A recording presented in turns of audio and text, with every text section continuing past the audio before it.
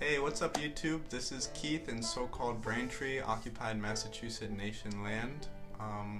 Today I wanted to make a video about Brigid's Day, which is also called Imbolc, which is coming up this week. And I wanted to talk a little bit about why this holy day has become important to me over the last few years, a little bit about the history of the day, and then some activities that you can do or rituals that will make the day meaningful in your life, or to add to the rituals that you may already be doing around Brigid's Day.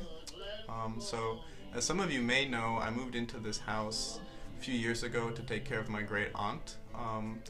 And basically through doing so, I was able to reconnect with my Irish heritage in a way that I hadn't been able to really connect with before. So, one, because this house has helped me learn about my ancestry. Brigid has been an important figure, but Brigid, the goddess of ancient Ireland, one of the goddesses of ancient Ireland, has been associated for millennia with the home and with the hearth and with aspects of domesticity that I've also been able to connect with by living in this house for the last few years. So to me, Brigid is almost like the patron saint of this caretaking intervention that I've been doing on occupied Massachusetts land here in so-called Braintree. So basically, Brigid is an Irish goddess turned saint whose qualities basically encapsulate many of the different mythological periods in Ireland. So before the Celts arrived in Ireland, there was a Neolithic culture, very agrarian, kind of like earth-worshipping culture, whose megaliths still exist in Ireland today. And basically, Brigid is one of the goddesses of fertility and of the earth, of milk and of the livestock. And all of these aspects were very important to the Neolithic peoples of Ireland, the Stone Age peoples of Ireland. So her mythological origins go way, way back in Ireland.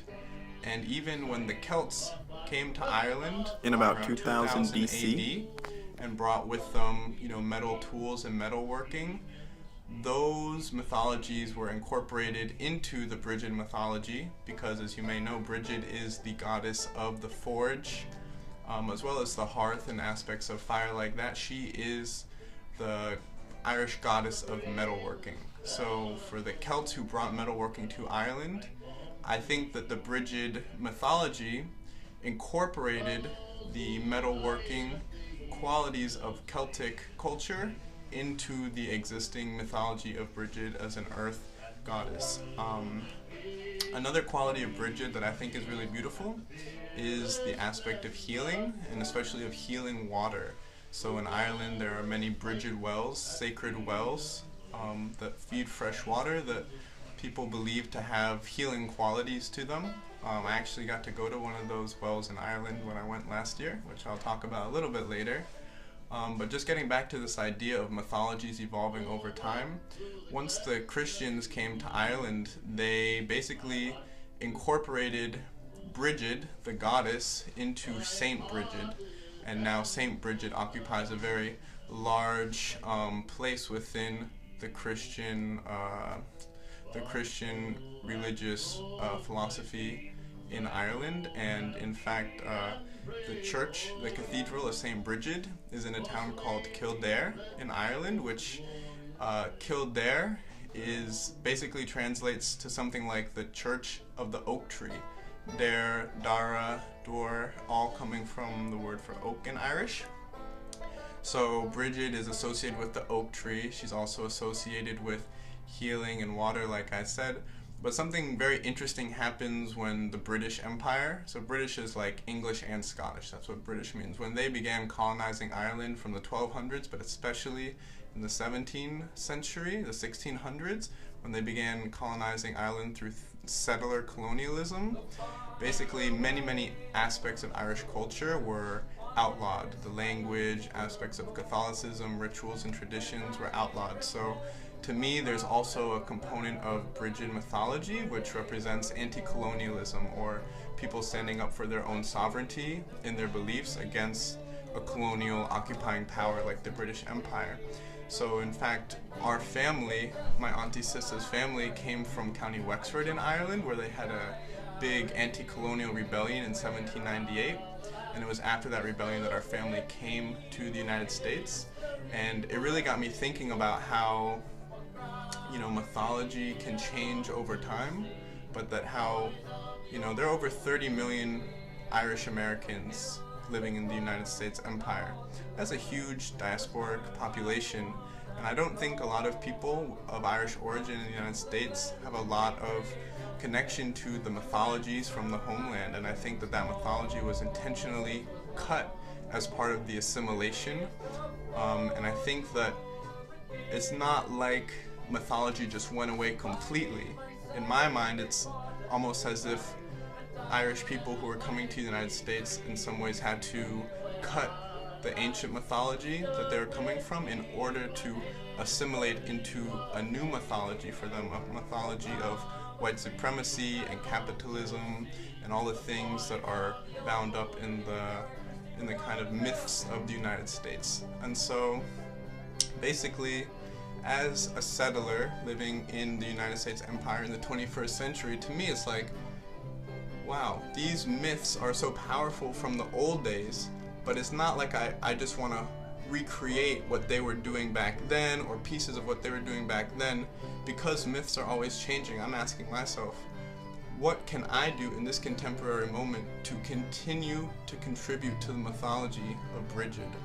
And so for me, you know, that takes a lot of different forms, and I'm going to take you guys on a little bit of a tour of my altar so I can show you some of the things that I incorporate into my Brigid ritual and some of the rituals I do on a daily basis. You can go there. And now I want to take you all on a little tour of our altar, which, as you can see, is centered on the hearth, which is very appropriate for a Brigid ritual.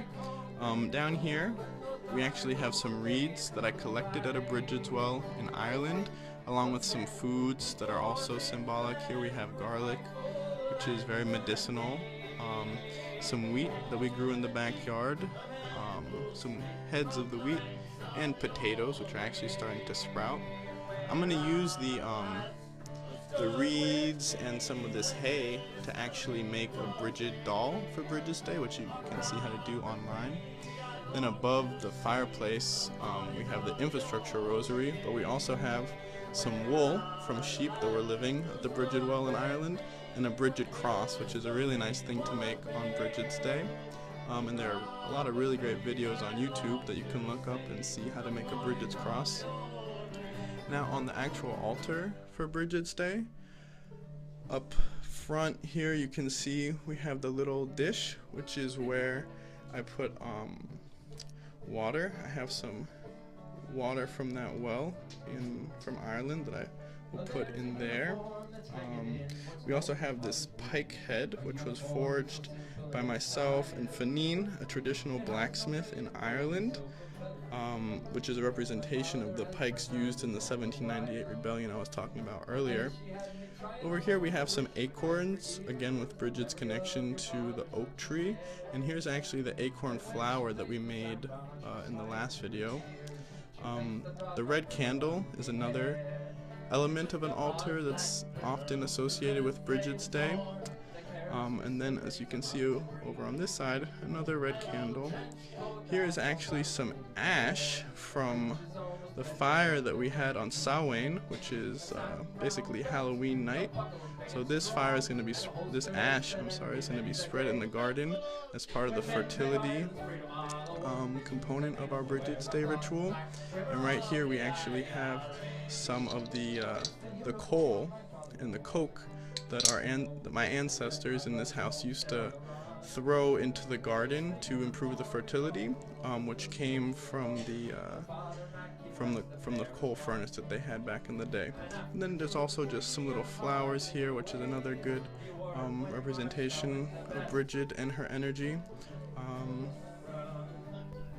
So another weird thing about contemporary Brigid is that, like a lot of the ancient Irish quarter days, which fall between the equinox and the solstice, Imbolc, Brigid's Day, kind of got reappropriated into U.S. Empire mythology as Groundhog's Day, which is very strange because it does have a connotation with the changing of the seasons, which Brigid's Day is definitely about the bringing up of spring and the beginnings of the flowering of the earth, but Groundhog's Day is just kind of random. Like, I don't know where that really came from, but I don't think it's necessarily a coincidence that it falls on Brigid's Day. Brigid's Day is from the sundown of February 1st until sundown of February 2nd. As you know, Groundhog's Day is on February 2nd. One more aspect I almost forgot is they say that Brigid actually comes to your house.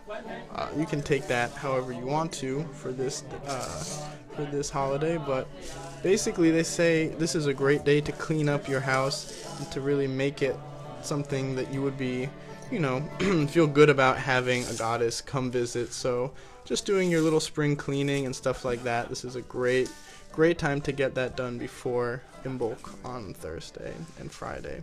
Also, the night before Brigid's Day this year, Wednesday night, January 31st, is not only a full moon, it's a blue moon. A blue moon is when there's 2 full moons in the same month.